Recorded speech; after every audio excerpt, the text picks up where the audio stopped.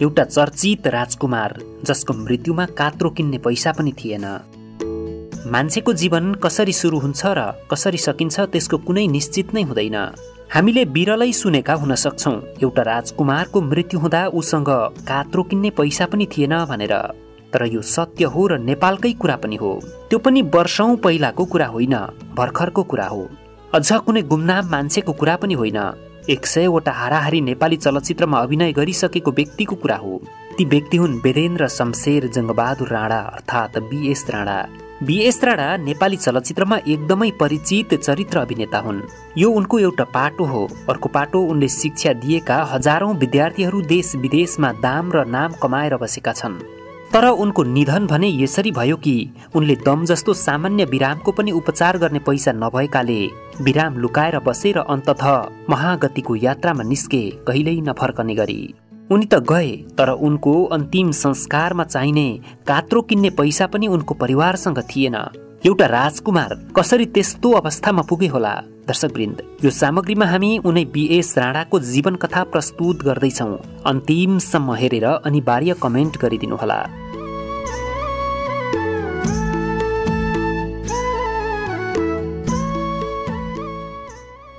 BS राणाको जन्म विक्रम सम्वत 1996 साल साउन 26 गते भएको हो।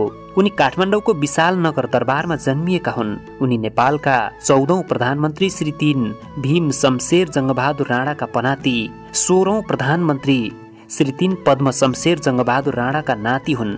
उनका बुबा मेजर जर्नेल नरेन्द्र शमशेर जङ्गबहादुर राणा र आमा राजकुमारी देवी हुन्। उनका 3 दिदी र 1 दाजु थिए। उनका दाजु नेत्र शमशेर जङ्गबहादुर राणाको परिवार भारतको नयाँ दिल्लीमा बस्छ। बीएस राणा जन्मदा नेपालमा राणा शासन उत्कर्षमा पुगेको थियो। उनीहरू दरबारमा जन्मिए। दरबारभन्दा बाहिर पनि संसार हुन्छ भन्ने उनीहरूलाई थाहा नै हुँदैन थियो। जन्मने बित्तिकै उनीहरूलाई 1 जना बराबर 2 जना स्याहार गर्ने सुसारे हुन्थे। ती सुसारेहरूको पनि आआफ्नै नाम हुन्थ्यो। खुवाउने, पिलाउने र सरसफाई गरिदिने। खुवाउने पिलाउनेको नाम बुबु आमा हुन्थ्यो भने सरसफाई गरिदिनेको नाम दिदी हुन्थ्यो। ती बाहेक पनि 8 पहरिया, ढोके, बैठके, हुक्के, चिलिमे आदि तह तहका घेरा हुन्थे। उनी 7 वर्षको उमेरसम्म तिनै घेराभित्र हुर्किएकाले दरबारभन्दा बाहिरको संसारसँग उनले कुनै पनि सम्बन्ध स्थापित गर्नै सकेनन्। हुन त राणा परिवारका लागि त्यति बेलासम्ममा नेपालमै पनि विद्यालयहरू खुलिसकेका थिए। तर बीएस राणा र उनका दाजुले नेपालमा पढेनन्। 7 वर्षको हुँदा उनलाई अध्ययनको लागि देहरादुन पुर्याइयो। उनको शिक्षाको सुरुवात यहीँबाट भयो। बीएस राणा त्यति बेलादेखि नै कला क्षेत्रमा आकर्षित थिए। उनको विशेष रुचि सङ्गीतमा थियो। उनी दरबारमा हुँदा नै दरबारमा सङ्गीत टोलीले बजाएको हार्मोनियम र गाएका गीतहरूबाट प्रभावित थिए। तर सङ्गीत क्षेत्रमा लाग्न उनलाई उनका बुबाले निषेध गरेका थिए। उनी लुकी लुकी हार्मोनियम राखेको ठाउँमा गएर हार्मोनियम बजाउँथे। उनले त्यत्तिकै हार्मोनियम बजाउन जानिसकेका थिए। देहरादुन पुगेपछि उनी नाटकतिर आकर्षित भए। त्यहाँ उनी क्रिकेट खेल्न पनि जान्ने भए। नेपालमा सबैभन्दा पहिला क्रिकेट खेल्न थाल्ने उनी नै थिए। उनले देहरादुनमा खेल्न सिकेको क्रिकेट नेपाल आएका बेला साथीहरूसँग खेल्ने गरेका थिए। त्यति बेला नेपालमा क्रिकेट पनि खेलिन्छ भन्ने आम मानिसहरूलाई थाहा नै थिएन। 6-7 वर्ष देहरादुनमा अध्ययन गरेपछि उनी फेरि आफ्ना दाजुसँग अध्ययनका लागि दार्जिलिङ पुगे। नेपालमा राणा शासनको अन्त्य भइसकेपछि उनको परिवार पनि कलकत्ता बस्न थाल्यो। दार्जिलिङबाट विद्यालय स्तरको पढाइ सकेपछि उनी उच्च शिक्षाको अध्ययन गर्न बेलायत लागे। उनका दाजु देहरादुन नै फर्किए। बीएस राणाले बेलायतबाट एमबीए पूरा गरे।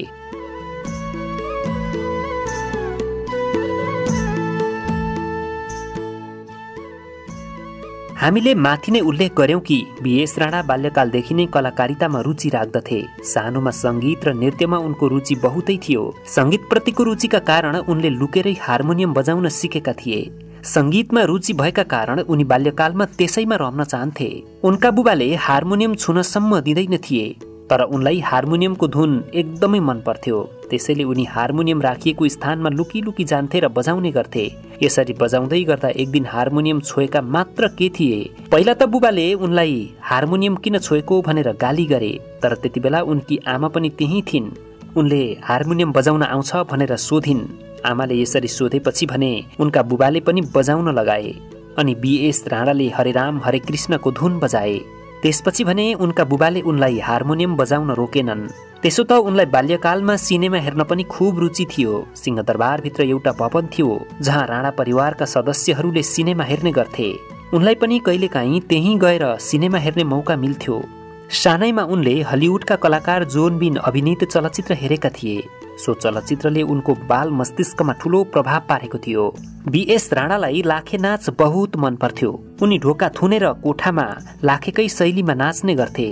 यसरी लाखे नाचबाट उनी भित्र नाच प्रतिको रुचि पनि बढ्दै गयो। देहरादून गएपछि भने उनले विभिन्न अंग्रेजी नाटकहरू हेर्ने मौका पाए। ती नाटकहरू मध्ये उनी शेक्सपियरका नाटकहरूबाट साह्रै नै प्रभावित भए। उनले शेक्सपियरले लेखेका अधिकांश नाटकका किताबहरू खोजी खोजी किनेर पढ्न थाले। भेटेसम्म नाटक हेर्न थाले। विशेष गरेर उनी अध्ययनका लागि बेलायत रहेका बेला उनले त्यही नै शेक्सपियरका प्राय अभिनीत नाटकहरू हेर्ने मौका पाएका थिए। एमबीए को अध्ययन सकेर उनी बम्बई फर्किए। बम्बई बसाईका क्रममा समेत कलाकार राणाले त्यहाँका थिएटरहरूमा काम गरेका थिए। सन् 1972-73तिरको कुरा हो। विश्व बस्नेत बीएस राणाको कोठामा आए। उनले बीएस राणालाई तपाईँ एकदमै हेन्सम हुनुहुन्छ भनेर बताएर आफूले नेपालमा चलचित्रमा अभिनय गरिसकेको कुरा पनि बताए। त्यस्तै अब भने आफू बम्बईमै सङ्घर्ष गर्न आएको पनि बताएका थिए।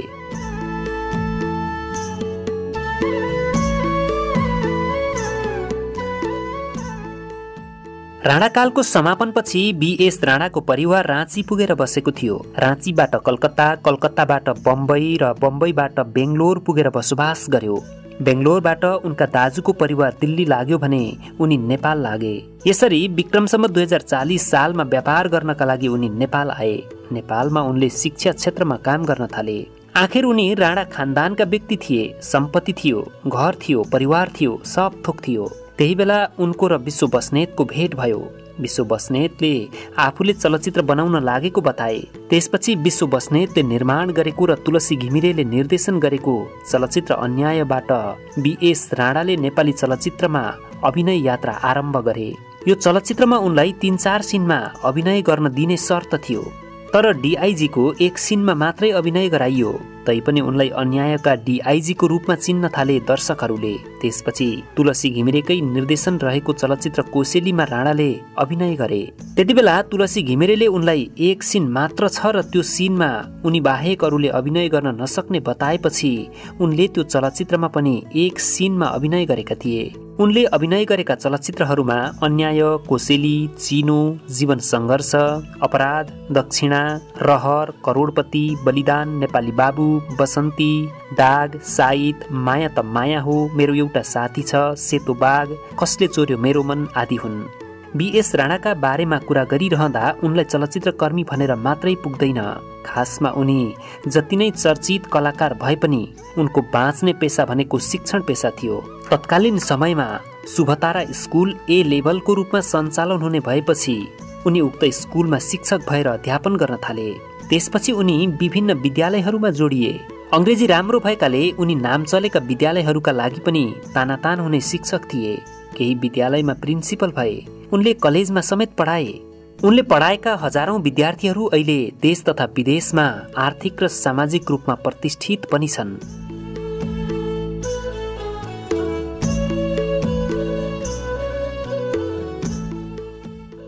बीएस राणाको पारिवारिक कुरा गर्नुपर्दा उनले हनी राणासँग प्रेम विवाह गरे।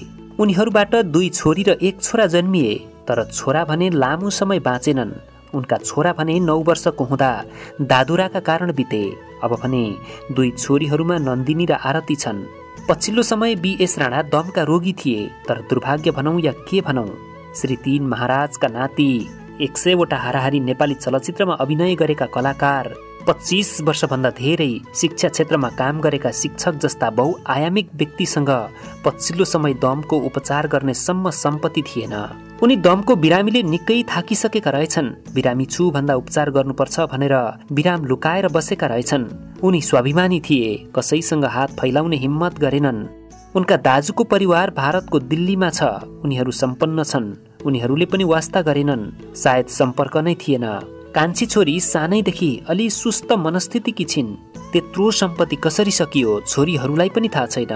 जेठी छोरी भन्छन्, बुबाको साथी सियोग नेउपानेले हामीलाई यसरी सडकमा पुर्याएको हो। पछिल्लो समय उनीहरूको घर पनि थिएन, भाडामा बस्थे। केही चलचित्र कर्मीहरूलाई उनको अवस्थाको बारेमा थाहा थियो, तर केही कलाकारहरू उनले कसैको पनि सहयोग लिन नचाहेको बताउँछन्। अन्ततः दमकै कारण विक्रम सम्वत 2075 साल माघ 18 गते उनको देहान्त भयो। 100 वटा हाराहारी चलचित्रमा अभिनय गरेका एक चर्चित राजकुमारको चुपचाप मृत्यु भयो। तर दुःखको कुरा, उनको मृत्यु हुँदा अरू उनको अन्तिम संस्कारका लागि चाहिने सेतो कपडा अर्थात् कात्रो किन्ने पैसा पनि थिएन।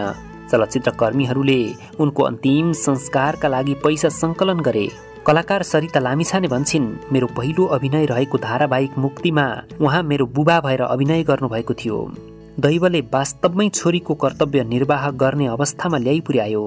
बीएस राणाको मृत्युको केही महिनापछि उनकी श्रीमतीको पनि मानसिक सन्तुलन गुम्यो। कान्छी छोरी त पहिलेबाट नै सुस्त मनस्थितिकी छिन्। उनकी जेठी छोरी एकजना त छिन्, तर उनी पनि शारीरिक रूपमा कमजोर छिन्। अहिले उनको परिवार पुरै विचलित र सङ्कटमा रहेको छ।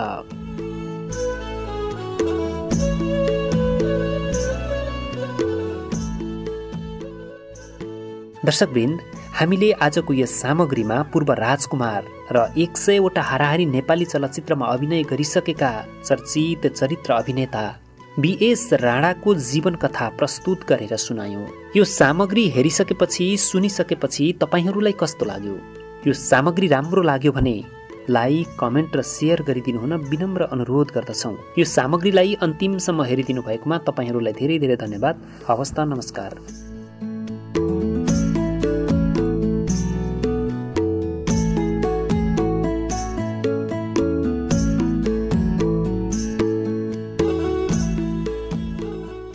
शब्दहरूको जादुमा मनोरञ्जनको सङ्गम, थलैचा इन्टरटेनमेन्ट।